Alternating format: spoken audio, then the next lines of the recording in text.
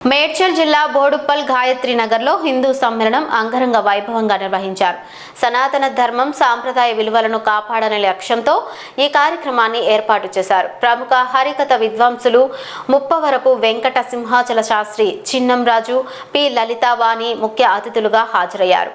ఈ సందర్భంగా వక్తలు సాంస్కృతిక విలువలు, సమాజ ఐక్యత ప్రాధాన్యతపై ప్రసంగించారు. హిందూ ధర్మానికి ఎదురవుతున్న సవాళ్లను ఎదుర్కొనేందుకు అందరూ ఏకమవ్వాల్సిన అవసరం ఉందని పిలుపునిచ్చారు. సాంస్కృతిక కార్యక్రమాలు, భక్తి గీతాలు, హరికథలతో సమ్మేళనం ఆకట్టుకుంది.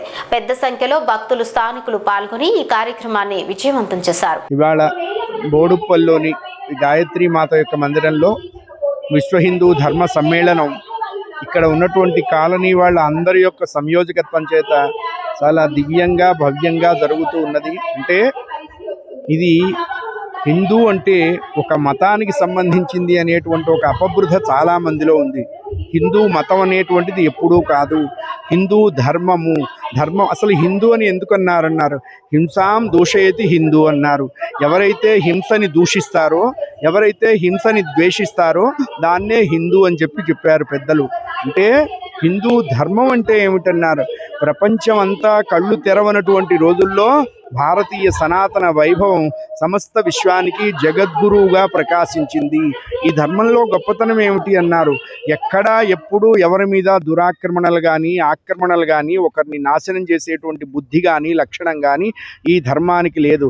సర్వే సంతు నిరామయ, సర్వే భద్రాని పశ్యంతి, మా కశ్చిత్ దుఃఖభాగ్ భవేత్ అని చెప్పగలిగిన ఏకైకమైనటువంటి ధర్మమైనటువంటి జీవనం హిందూ ధార్మిక జీవనము. ఇందులో ఏం చెప్పారన్నారు?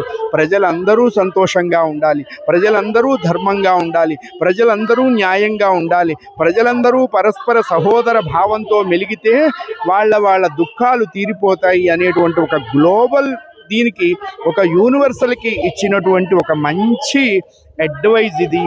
అటువంటి హిందూ ధర్మానికి ఈ మధ్యలో కొన్ని కారు మేఘాలు చుట్టుకున్నాయి. కారణం ఏమిటో బోలెడు ఉన్నాయి, అందరికీ తెలుసు.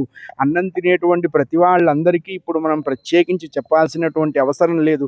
ఎందుకు బాధపడుతున్నాం, ఎందుకు దుఃఖపడుతున్నాం, ఇది ఎవరికి వారికి తెలిసినప్పటికీ బయటికి చెప్పుకోలేక లోపల బాధపడుతూ ఉన్నారు. ఈ ధర్మాన్ని ఇలా ఆచరించండిరా అని చెప్పడానికి వచ్చింది ఇవాళ గాయత్రి నగర్ బోడుప్పల్లో విశ్వ హిందూ ధార్మిక సమ్మేళనము. అంటే ధర్మంగా మానవుడు ఉంటే మానవుడే ఎందుకు ఉండాలి అనే అభిప్రాయం ఉంది. అన్నం తినేది మానవుడే కాబట్టి ధర్మంగా ఉండాల్సింది కూడా మానవుడే, సత్యంగా ఉండాల్సింది కూడా మానవుడే, వాడికి ఉన్నటువంటి విధిని ఆచరించవలసింది కూడా మానవుడే. ఆ మానవీయ విలువలు మనం హ్యుమానిటేరియన్ గ్రౌండ్స్ అని, పర్సనాలిటీ డెవలప్మెంట్ అని, హెల్దీ ఎన్విరాన్మెంట్ అని మన వాళ్ళు ఏదో కోర్సులు అవి పెడతారు. కోర్సులు కడితే పర్సు ఖర్చు అయిపోతుంది కానీ పర్సనాలిటీ డెవలప్ అవ్వదు. పర్సనాలిటీ ఎప్పుడు డెవలప్ అవ్వాలి? హిందూ ధార్మిక సమాజ వ్యవస్థలో మనం సమిశ్రితమైతే, మనం కలిస్తేనే మన పర్సనాలిటీ డెవలప్ అవుతుంది. ఒక వివేకానందుడు, ఒక రమణ మహర్షి, ఒక రామకృష్ణ పరమహంస, ఒక ఇట్లాంటి వాళ్ళు ఎంతమందో ఈ దేశ సౌభాగ్యం కోసం పాటుపడి ఒక అనిబిసెంట్ అండి, ఆవిడ వచ్చి సహోదరి నివేదితగా ఈ భారతీయ మూలాలను తెలుసుకున్నటువంటి ఆ తల్లి. అంటే హిందూ ధర్మం, హిందూ జీవన విధానం, ఆ జీవన విధానాన్ని మర్చిపోతున్నటువంటి ప్రజలకి మరొక్క మారు గుర్తు చేస్తున్నటువంటి ఈ గాయత్రి నగర్లో ఇది ఏమిటన్నారు? లేదని కాదు, మర్చిపోయినారు. ఎక్కడో కింద పడిపోయిన ర్యాకులో ఉన్న పుస్తకాన్ని మళ్ళా వీళ్ళు పైకి తెస్తున్నారు. ఇలాగే ప్రతి వాడి మనస్సులో కూడా, ప్రతి వ్యక్తి మనస్సులో ఇది ఏదో వాళ్ళు చేస్తారు వీళ్ళు చేస్తారని కాదు, మన విధి మానవుడిగా ఉండి ఈ దేశంలో ఉంటూ, ఈ దేశం నీరు తాగుతూ, ఈ దేశం గాలి పీలుస్తూ, ఈ దేశంలో ఉన్న సర్వ సౌభాగ్యాలు అనుభవిస్తున్నటువంటి ప్రతివాడు సనాతన వైదిక ధర్మాన్ని రక్షించాల్సిందే, దానికోసం ప్రాణాలైనా వదలాల్సిందే. అంతకంటే ఇంకో రెండో ఆప్షన్ లేదు.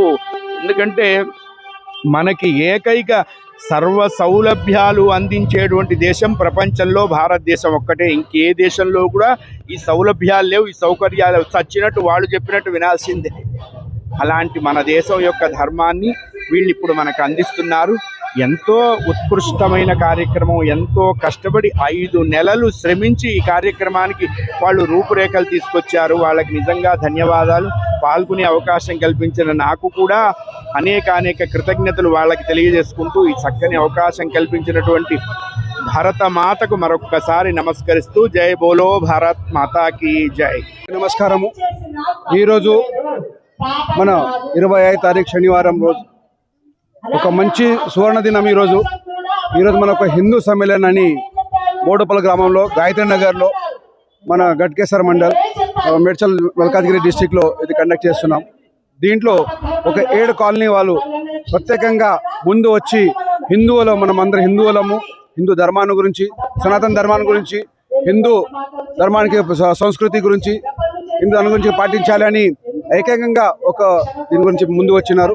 దీంట్లో ఒక ముఖ్య అతిథిగా శ్రీ ముప్పవరపు సింహాచలం శాస్త్రి గారు, ఒక పెద్ద హరికథ విద్వాంసుడు ఆయన గుంటూరు వేస్ ఇక్కడ వచ్చేసి ఆయన ఒక సనాతన ధర్మం గురించి, మన హిందువులు మన ఏ విధంగా ఉన్నారు, దానికి మన హిందువులు ఎక్కడి వరకు పోవాలి, ఏమి చేయాలి దాని గురించి మాట్లాడారు.